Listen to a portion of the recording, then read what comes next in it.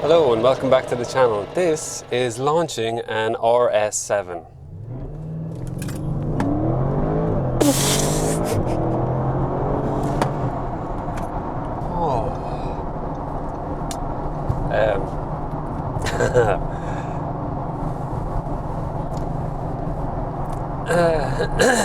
That's good.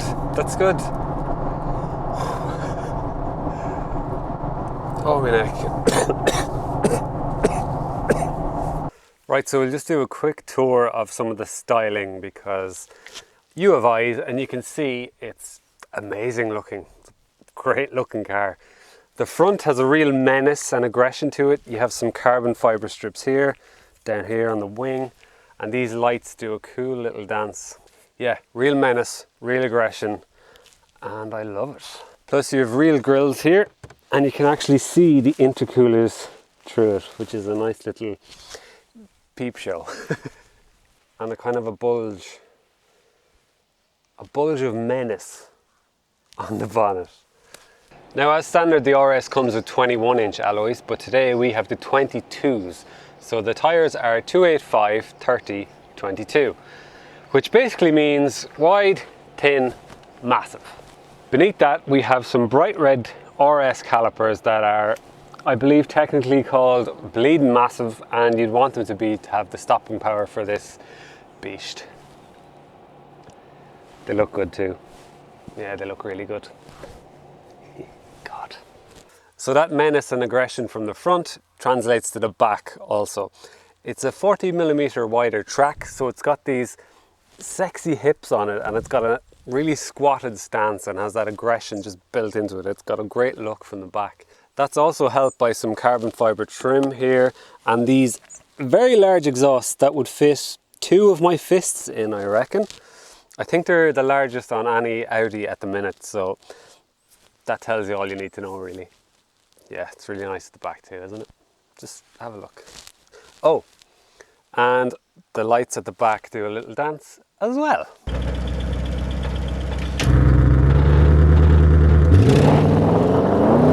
God, this thing is good. That engine is immense. It's a 4-litre twin turbo V8 with 600 horsepower and 800 Newton meters of torque. I'm pretty sure 800 Newton meters of torque can alter the space-time continuum. That's a fact I've heard somewhere. Now, all of that power means 0 to 100 kilometers an hour is pushed aside, shall we say, in 3.6 seconds. So pretty rapid. Top speed is 250 kilometers an hour as standard, but if you pay Audi a bit of money, you can increase that to 305 kilometers an hour. All of that power is handled by an 8-speed automatic Tiptronic gearbox and permanent all-wheel drive. Computers can actually send up to 85% of the power to the rear wheels, so it's quite a playful car, and it has surprised me just how well it handles its sizable bulk through the corners. Oh, the grip is immense. Oh, look at that. That's bonkers. Yeah, it just hangs on, hangs on. Oh, this is addictive. Audi have included some tech to make it feel a bit smaller and a bit more nimble in the corners, and we have rear wheel steer as well today. So it does help what is quite a large and bulky car feel very nimble through the corners. My God, it's good. Around the corner. Oh, grip, grip, grip. Oh my God. Yeah, bonkers.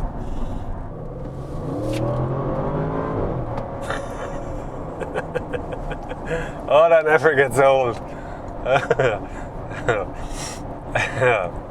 Okay, what am I going to do? This can't go back. Like, I can't go back to normal. Now, the way this thing deals with motorway speeds is kind of verging on the hilarious, especially here in Ireland.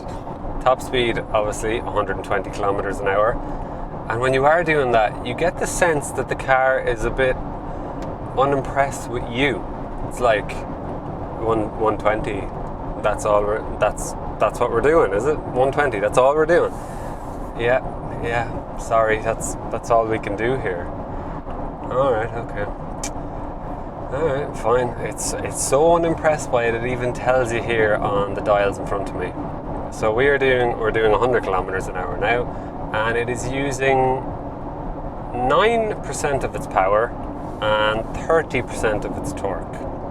So yeah, even the car will tell you how unimpressed it is with your slow driving.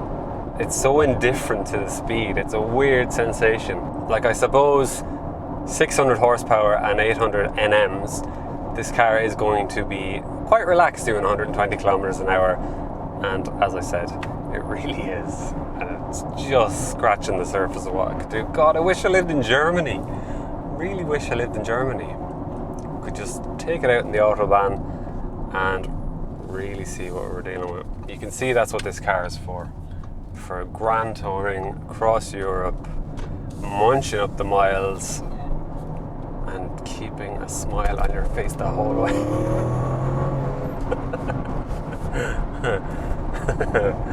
Oh. The RS7 actually comes with air suspension, so it wafts along surprisingly comfortable, and even on these dodgy-ish Irish back roads, it deals with the bumps quite well. It's only the most severe stuff that will really upset it. Now, in case you're a bit odd and you're wondering about fuel economy in a 4-litre twin-turbo V8, well, I'll tell you, Audi quote 11.6 litres per 100 kilometres of consumption. In truth, I've got about 15 litres per 100 kilometres. So to help fuel economy, there is a 48 volt mild hybrid system. Basically, it works around in the background in ways you won't even notice, but it should help save fuel economy. And on top of that, there is some cylinder deactivation. It's funny the way this car deals with like that mid-range change of pace. So if you're going from 80 to 120, you just blink and it's already just there. And the car just wants to keep going. You can sense the car is like, come on, push on. 120, sure, that's nothing.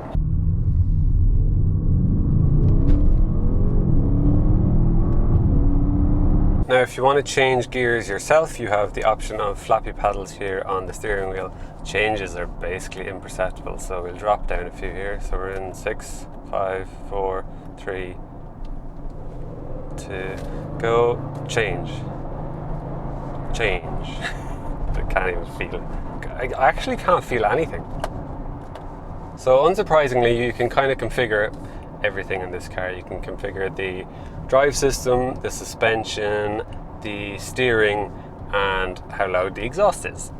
So to control that quickly, you have RS mode here on the steering wheel, and you basically have two modes that you can configure to your preferences, and you can chop and change between them quickly rather than going into the screen and messing around with it.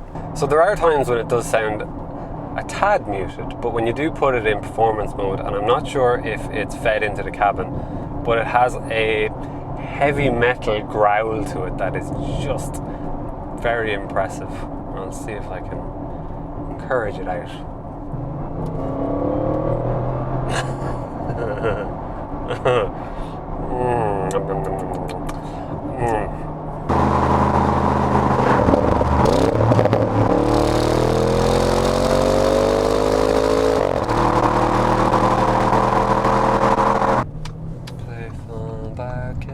Back it, yeah, it is. It is.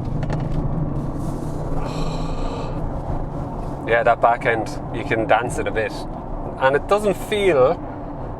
You don't feel like you're being dangerous. It sort of pivots on itself ever so slightly and just gives a joyous little flick, just a little flick of the hips, just to remind you of what you're dealing with. In town, it's actually not bad. Now, it's not great, but it's not bad. It's huge. I think it's 5 meters long. So you do find that either the arse or the front will be poking out of parking spaces. And I think it's like 2 meters wide. So maneuvering down tiny little town roads, and if there's a truck coming the other way, your heart does jump a bit. Oh, that's a tight squeeze. Yeah, see, there's where you feel it. When there's a tractor coming the other way and yours about as wide as him, and it's a tight road, that's when you feel its width. Now, I know most of you won't give a flying fiddlers about the practicality of a 600 horsepower Audi, but we're going to go through it because that's half the point of this car. It's practical and sporty. So the boot, which hopefully will open with a hover foot.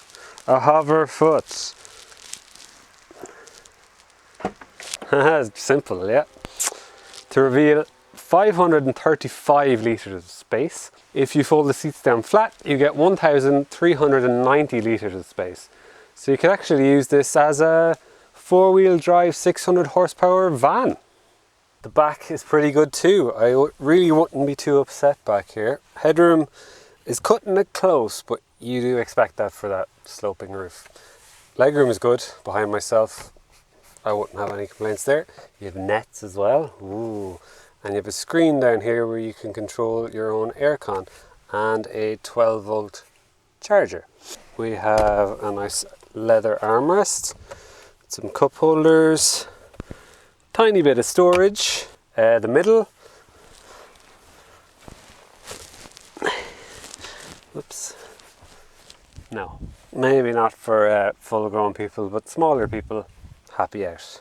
So up front is actually very recognizable if you sat in any other of the larger Audis recently.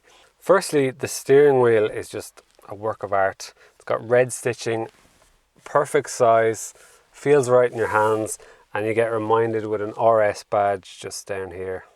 Moving down the center, it's pretty similar. You have your infotainment up here and then your climate controls on another screen below. The climate control is a bit irritating because you use a screen and that always annoys me. Looks good. It's cool with the sat nav when you can type in wherever you want to go, and looks all futuristic. Some cup holders with a nice action on the cover. Ooh yeah, very nice. And these leather Valcona seats with red honeycomb stitching and more RS badging, once again to remind you you've got the full fat version. But everything feels really sturdy, really well built, and you have frameless windows, which are great until some poor fool closes the door via the window and you want to cut their hand off. Fairly standard, actually quite similar to the A6 we had recently. So that might, I don't know, that might not sit well with you if you spent 190 grand, but like you'd be really picky, you're paying for that beached up front. There is a cool feature on the reversing camera where you get a 3D view of the car, which does come in handy when you're parking it because it is quite a large vehicle, very expensive, and it has very sensitive parking sensors that give out to you when you're maybe in a different car. It's fine, you can be that close, but in this, oh no, stay away. In front of the driver we have the virtual cockpit, which is just one of the best out there, and it gives you loads of like extra little details to remind you that it is the performance model. So you have like sports displays, which gives you like your G meter, your tire load, your engine data, how much power, how much torque you're using. It's really cool, like you can nerd out in this kind of stuff. You have your lap times if you bring it to a track, so you can check your 0 to 100, 0 to 200, quarter mile and 1/8 of a mile. You can even reduce the display. You have a kind of a boomerang one, and we have a head-up display also, which is one of the best ones out there. And when you change to your different modes, it changes what you see. So you've like the oil temperature, your speed, and just your revs. Good and basic for when you're focusing on lap times. Right, so I've never wanted something so much in my life. I want a V8 now. That's all I want. Even if it's a cheap, crappy V8, I really want a V8. Shall we talk about price while we're out here, just to put everyone back in their box who go searching on Cars Ireland now for RS7? Oh, I'll get one, see what it costs. Well, it starts at 170 grand, give or take, I think. And I think today's car is 192,000 euro. Yeah, I might have to sell a kidney, but I don't think my kidneys are even worth that kind of money. So yeah, the sure-footedness of that four-wheel drive system, I think ups the appeal, especially here in Ireland. Our wet, miserable weather, you just don't know what you're going to be dealing with day to day, and in high-powered rear-wheel drive stuff, just spins up the tires and drifts effectively. Whereas this thing punches itself into the ground and just pulls along. It might be the perfect Irish supercar. Like, they're supercar numbers. This is crazy, this thing. Perfect for Ireland. I think we're alone now. There doesn't seem to be anyone around. There's everyone around and I can't have any fun.